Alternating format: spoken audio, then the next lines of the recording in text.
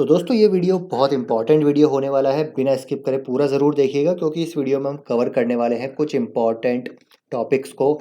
Market के बारे में हम बात करेंगे, स्टॉक स्पेसिफिक बात करेंगे, सेक्टर के बारे में बात करेंगे और पोर्टफोलियो लेवल स्ट्रेटेजी हमारी क्या होनी चाहिए इस मार्केट में, वो भी बात करेंगे। तो वीडियो के साथ बने रहिए। सबसे पहले हम यहाँ पर बात करते हैं यूएस मार्केट के बारे में। तो आज के दिन देखिए एक बार फिर से यूएस मार्केट हमको रेड निशान में देखने को मिल रहे हैं। नेस्डैक 1% डाउन है, स्मॉल कैप 0.5% डाउन है, S&P 500 approaching towards 1%, Dow Jones भी यहाँ पर डाउन देखने को मिल रहा है। तो ग्लोबल मार्केट्स में वीकनेस है, यूएस मार्केट में वीकनेस है और हो सकता है कल के दिन हमारा भारतीय बाजार भी इस चीज़ को यहाँ पर फॉलो करता हुआ नजर आए। और आज के दिन भी हमने देखा था कि मार्केट में वीकनेस थी, हालांकि लास्ट हाफ एन आवर में रिकवरी ज़रूर आई, लेकिन स्पेसिफिकली अगर मैं बात करूं मिड कैप स्मॉल कैप में प्रॉफिट बुकिंग होती हुई देखने को मिल रही है। और ये बात हमने कल भी करी थी, स्पेसिफिकली निफ्टी मिड कैप में क्या करें, स्मॉल कैप में क्या करें, इस वाली वीडियो में हमने बात करी थी। तो देखिए अगर आपका यहाँ पर काफ़ी ज़बरदस्त प्रॉफिट हो रहा है, स्टॉक स्पेसिफिक में बात कर रहा हूँ, यहाँ पर अपसाइड वैल्यूशन आपको नज़र आ रहे हैं, तो प्रॉफिट बुकिंग करने में यहाँ पर कोई भी हानि नहीं है। जो आया अपना देखिए और जो नहीं आया वो सपना है। तो थोड़ा बहुत प्रॉफिट बुकिंग यहाँ पर डेफिनेटली की जा सकती है। जो शॉर्ट टर्म यहाँ पर इन्वेस्टर्स हैं, मीडियम टर्म इन्वेस्टर्स हैं, जो ट्रेडिंग कर रहे हैं, सेटेलाइट पोर्टफोलियो बना रखे हैं, तो प्रॉफिट बुक करना डेफिनेटली मेरे हिसाब से यहाँ पर अनिवार्य है। लेकिन जो लॉन्ग टर्म इन्वेस्टर्स हैं वो यहाँ पर बने रह सकते हैं।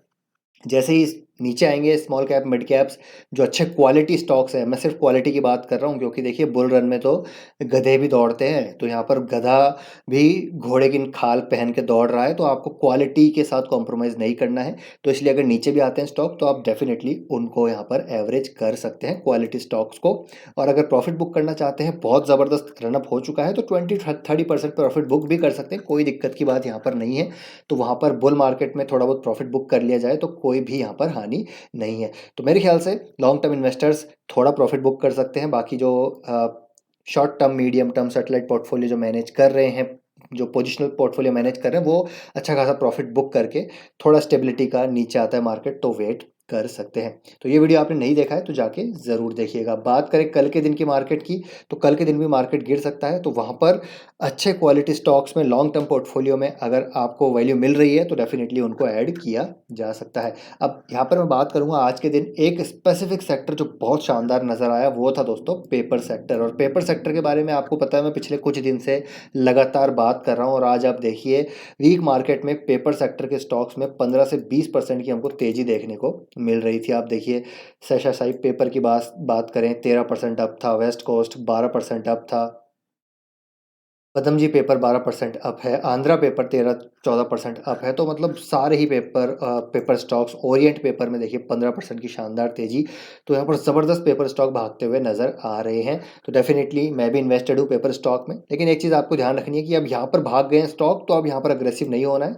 थोड़ा एक बार रिट्रेसमेंट आने दीजिए, एक बार कंसोलिडेट होने दीजिए फिर आप यहाँ पर बाइंग कर सकते हैं। लेकिन रिस्क को भी ध्यान रखना है। जो हमने रिस्क की बात करी है, डेफिनेटली इस वाले वीडियो में हमने रिस्क की बात करी है, तो ये वीडियो आप जाके ज़रूर देखिएगा। तो इन्वेस्टिंग पॉइंट ऑफ व्यू से ये सेक्टर नहीं है, लेकिन ट्रेडिंग पॉइंट ऑफ व्यू से अगले कुछ टाइम के लिए ये सेक्टर बहुत अच्छा नज़र आ रहा है और उसकी झलक हमने आज यहाँ पर देख ली। तो डेफिनेटली वेस्ट कोस्ट पेपर अच्छा नज़र आ रहा है, आंध्रा पेपर अच्छा नज़र आ रहा है, शेषा साई पेपर अच्छा नज़र आ रहा है, साथिया इंडस्ट्रीज़ अच्छा नज़र आ रहा है, तो इनको आप कंसिडर कर सकते हैं।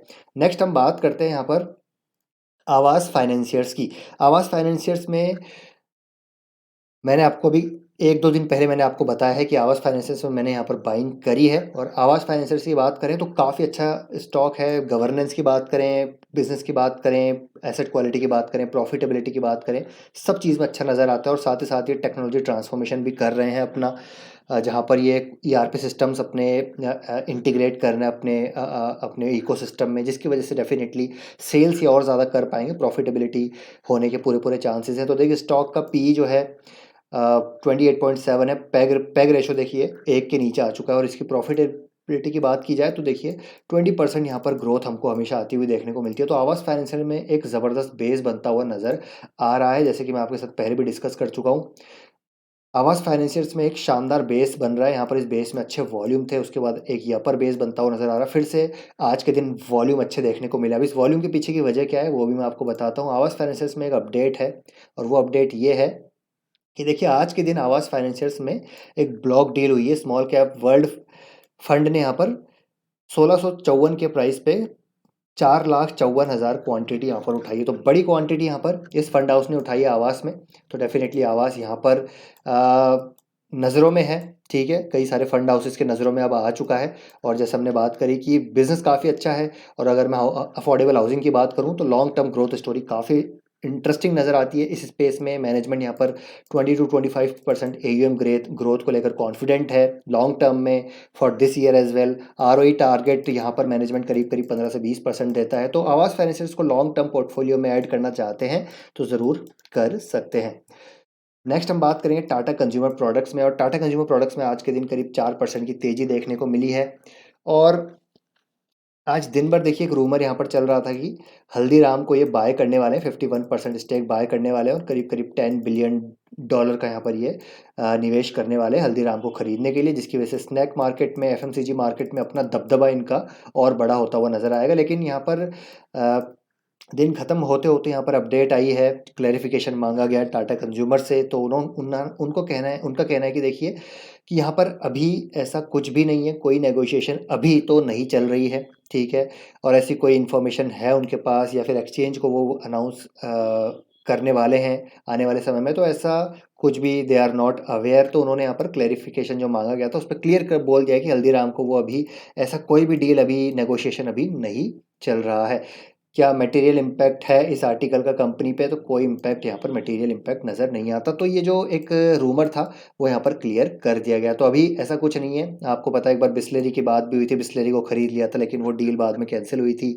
लेकिन अगर ऐसा कुछ होता है, क्योंकि देखिए टाटा कंज्यूमर डेफिनेटली कर तो रहा है, ठीक है, इनऑर्गेनिक एक्विजिशन की बात तो ये कर ही रहा है, वेरियस स्ट्रेटेजिक अपॉर्चुनिटीज़ जो हैं उसको इवैल्यूएट कर रहा है टाटा कंज्यूमर। तो हो सकता है भविष्य में कुछ ऐसी डील हमको एक्सपेंशन जो अपने बिजनेस में कर पाएँ उसकी वजह से यहाँ पर होती हुई ज़रूर देखने को मिले। लेकिन अभी तो यहाँ पर हल्दीराम का चैप्टर अभी के लिए क्लोज हो चुका है, लेकिन हो सकता है कुछ ना कुछ यहाँ पर भविष्य में आता हुआ देखने को मिले। तो टाटा कंज्यूमर की बात करें तो लॉन्ग टर्म टाटा कंज्यूमर जो स्टॉक है, FMCG है, स्नैक में, या फिर बात करें एज ए बिजनेस में मैं यहाँ पर बात करूँ तो डेफिनेटली लीडरशिप है इसकी अपने बिजनेस सेगमेंट्स में, और लॉन्ग टर्म के लिए काफ़ी अच्छा नज़र आता है। तो लॉन्ग टर्म पोर्टफोलियो का पार्ट है, इसको आप डेफिनेटली बाय कर सकते हैं लॉन्ग टर्म में, कोई दिक्कत यहाँ पर है नहीं। बस होल्ड करना पड़ेगा, थोड़ा पेशेंस के साथ इसको होल्ड करना पड़ेगा। और टेक्निकली आप देखिए तो अपने ऑल टाइम हाई के आसपास स्टॉक यहाँ पर चल रहा है। तो एक बार ये ऑल टाइम हाई 887 का क्रॉस होगा तो एक फ्रेश रैली इस स्टॉक में आ सकती है। बाकी रिट्रेसमेंट पे आप इसको वेट कर इसको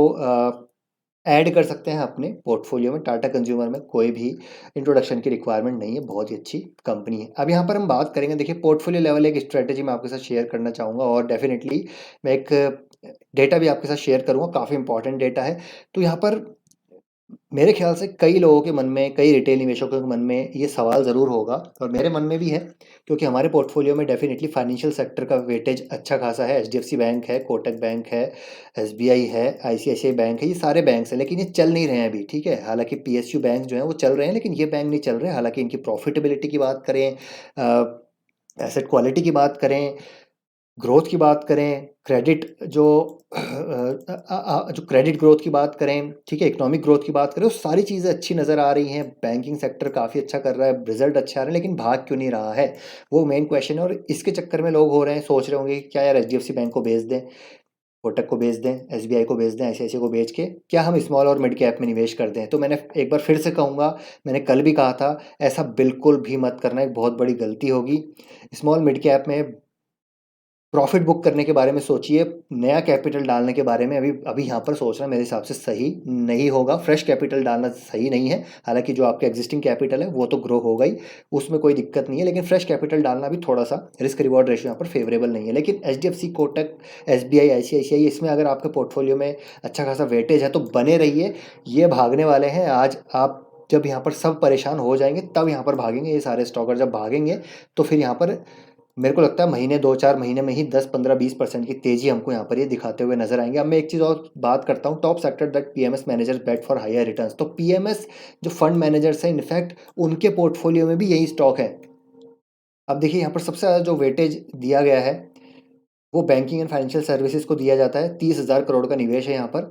और बहुत सारे यहाँ पर जो पीएमएस फंड हाउसेज है उन्होंने निवेश किया हुआ है। और यहाँ पर जो टॉप बैंक्स है आप देखिए, आईसीआईसीआई, एचडीएफसी, एसबीआई और कोटक बैंक यहाँ पर देखने को मिलते हैं। तो उनके जो टॉप पोर्टफोलियोज जो पोर्टफोलियो है उनके भी टॉप वेटेज इन्हीं बैंक्स में है। तो ये नहीं चल रहे हैं, लेकिन जो दूसरे स्टॉक्स हैं स्मॉल मिड कैप स्पेस में वो चल रहे हैं, उसकी वजह से पोर्टफोलियो सही काम कर रहा है। लेकिन जब ये चलेंगे तो यहाँ पर पोर्टफोलियो और भी अच्छा करता हुआ नजर आएगा। तो मेरे हिसाब से जब पीएमएस फंड हाउसेज, मतलब देखिए सबसे ज़्यादा जो पीएमएस है, मैं यहाँ सिर्फ एक पीएमएस की बात नहीं कर रहा, यहाँ पर बहुत सारे पोर्टफोलियो फंड हाउसेज जो पोर्टफोलियो मैनेजर्स हैं उनके फंड में यही सारे बैंक्स पड़े हुए हैं। क्योंकि यहाँ पर प्रॉफिटेबिलिटी अच्छी है, ग्रोथ अच्छी है, विजिबिलिटी अच्छी है, इकोनॉमिक ग्रोथ होगी तो इन बैंक्स को चलना ही चलना है।